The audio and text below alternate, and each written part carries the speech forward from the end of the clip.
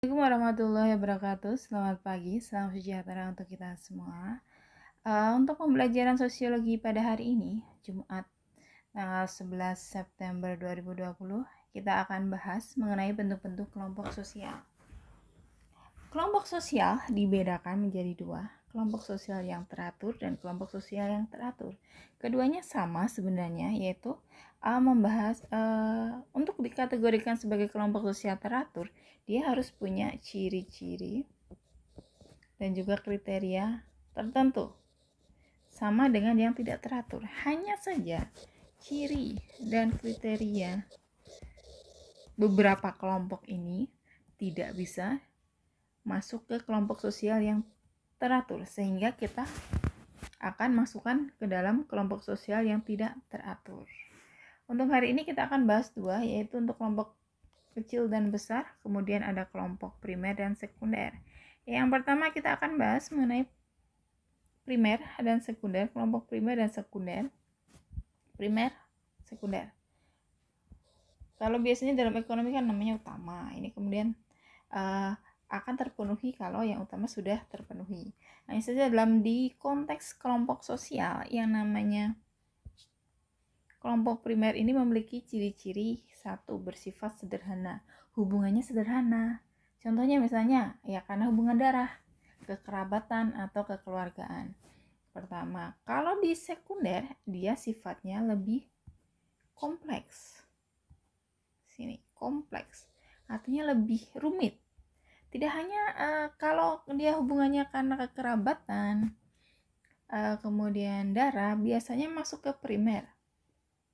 Kalau sekunder ya karena dia sederhana ya. Kemudian kalau sekunder ya dia lebih rumit. Misalnya karena pekerjaan ataupun dari urusan yang lainnya, yang dia tidak sesederhana dari primer ini. Kemudian karena dia sederhana itu, karena sederhana, kemudian kita masuk kriteria yang kedua adalah hubungannya.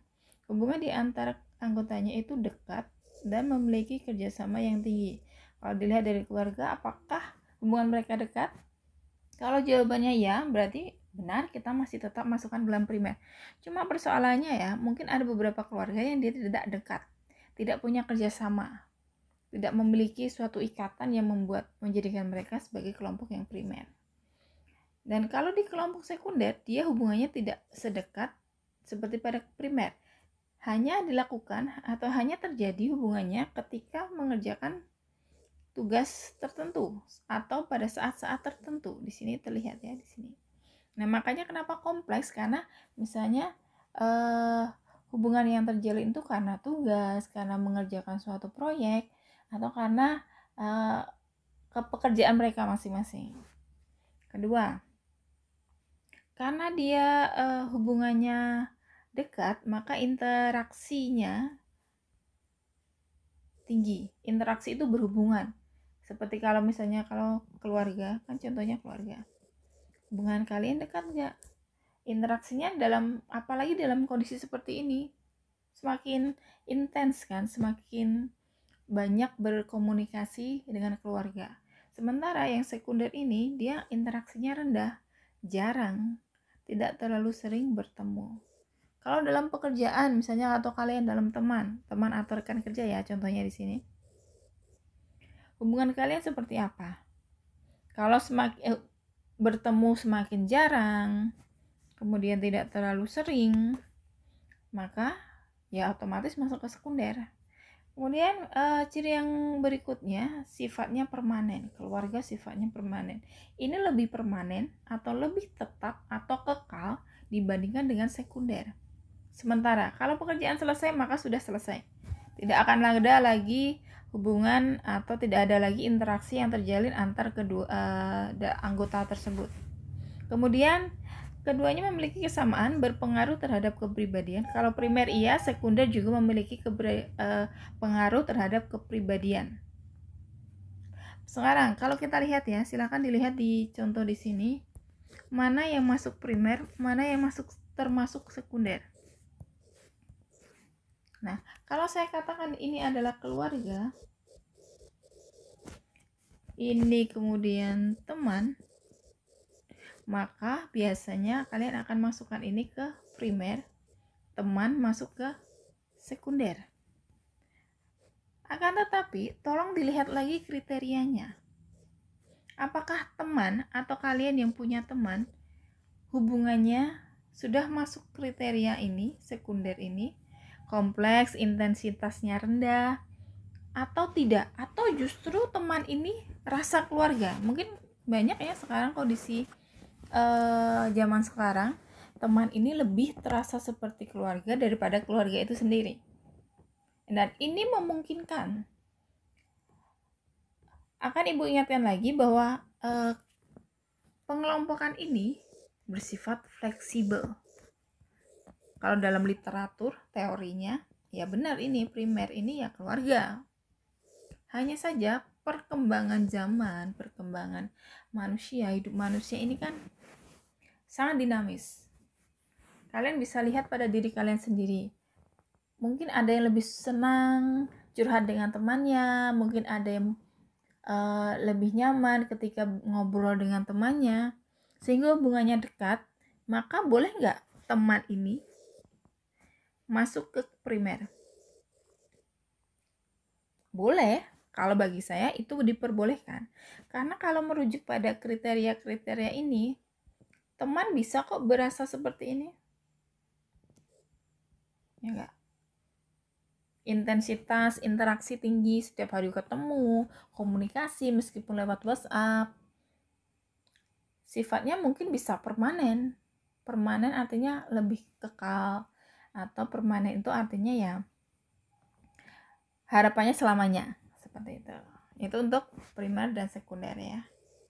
Sekali lagi nggak usah bingung masuk kemana, ya tergantung ciri-ciri atau kriteria dari masyarakat itu, kelompok Anda sendiri. Apakah keluarga dia lebih condong ke primer atau sekunder? Maka melihat kondisi keluarga itu sendiri. Kemudian kita bahas yang kedua, kelompok sosial yang kedua, yaitu yang kecil dan yang besar. Ini berarti berkaitan dengan jumlahnya. Kalau kecil dia dikatakan jumlahnya relatif sedikit, kalau besar kurang lebih dari 50 orang. Atau mungkin lebih sedikit ya, 30 orang. Yang penting ketika diperbandingkan dengan yang kecil, dua kelompok, maka mana yang lebih banyak. Kalau dia lebih banyak, masukkan ke yang besar. Dan kemudian karena dia jumlahnya kecil, maka anggotanya 5, 6, 3, maka dia lebih mudah komunikasi, ngobrolnya lebih enak. Beda dengan orang suatu kelompok ya dia anggotanya 30, 50, susah untuk komunikasinya kan. Nah, makanya kenapa ini ketika dia kecil, dia mudah berkomunikasi, kerja kelompoknya cepat, efektif, efisien, cepat selesai. Karena mudah komunikasinya, apa yang diinginkan dalam kelompok cepat tercapai. Karena hanya sedikit orangnya, beda dengan orangnya tuh banyak. Karena apa? Ya karena komunikasinya tidak efektif, banyak kepala itu kan banyak yang ngomong, banyak yang berkomentar. Kemudian dia punya banyak usulan juga. Sehingga dia akibatnya kelompoknya kerjanya kurang efektif, tidak seefektif kelompok kecil. Nah, contohnya seperti ini.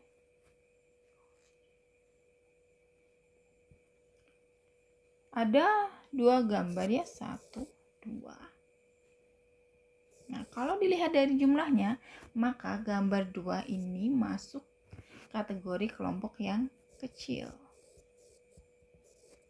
Kalau yang nomor 1, dia masuk kelompok sosial yang besar. Karena kita lihat jumlahnya. Kelompok kecil ya. Hitung aja, 1, 2, 3, 4, 5, 6. 6 aja, 6 orang.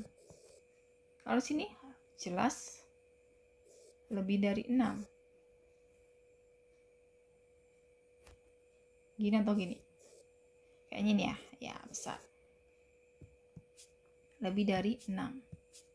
Makanya kenapa dikategorikan sebagai yang besar, kemudian kecil kelompoknya. Kemudian apakah benar dalam kelompok yang kecil ini efektif? Ya kalau 6 orang ngobrol, ngomongin suatu kerjaan cepat selesai, jelas, karena hanya sedikit yang usul, ya cuma 6 orang ini, ya kan. Kalau orangnya itu 30, 50, yang usul berapa? Ya 30 atau 50 itu, kecuali dalam kelompok besar tersebut yang aktif itu 4 atau 3 orang saja. Yang lainnya idem. Apa itu idem? Jawab setuju. Setuju dengan apa yang diputuskan oleh 4-3 orang anggotanya saja. Tapi secara umum, yang namanya kelompok sosial besar kecil ini dilihat dari jumlahnya. Kalau jumlahnya salah satunya lebih kecil, maka dia masuk ke kelompok yang kecil. Kalau dia lebih banyak, maka masuk ke yang besar. Itu untuk kelompok sosial teratur yang kedua ini, untuk yang jumlah berkaitan dengan jumlahnya, apakah dia kecil atau besar. Karena dia jumlahnya kecil, maka ada dampak-dampaknya. Ngomong lebih enak, ngobrol lebih enak, kerja pun lebih cepat terselesaikan. Tapi juga kita juga harus perlu mengkritisi yang namanya kerja cepat selesai kalau dia jumlahnya kecil. Ya kalau dia berhubungan dengan intelektual atau pengetahuan atau manajerial yang kaitannya sama pengorganisasian dalam suatu kerja. Tapi kalau kita dalam suatu pekerjaan yang membutuhkan banyak tenaga, maka kelompok besar ini tentu saja lebih cepat, lebih efektif, kan seperti itu. Oke, sudah ada 2 kelompok sosial teratur yang 4 ya. Sosial sudah Ibu sampaikan, ada primer, ada sekunder, ada kelompok yang kecil dan ada kelompok yang besar. Demikian penjelasan dari Ibu. Jika ada pertanyaan silahkan ditanyakan. Jika ada yang perlu didiskusikan, mari kita diskusi. Kita akhiri, salah khilaf mohon maaf. Terima kasih. Assalamualaikum warahmatullahi wabarakatuh.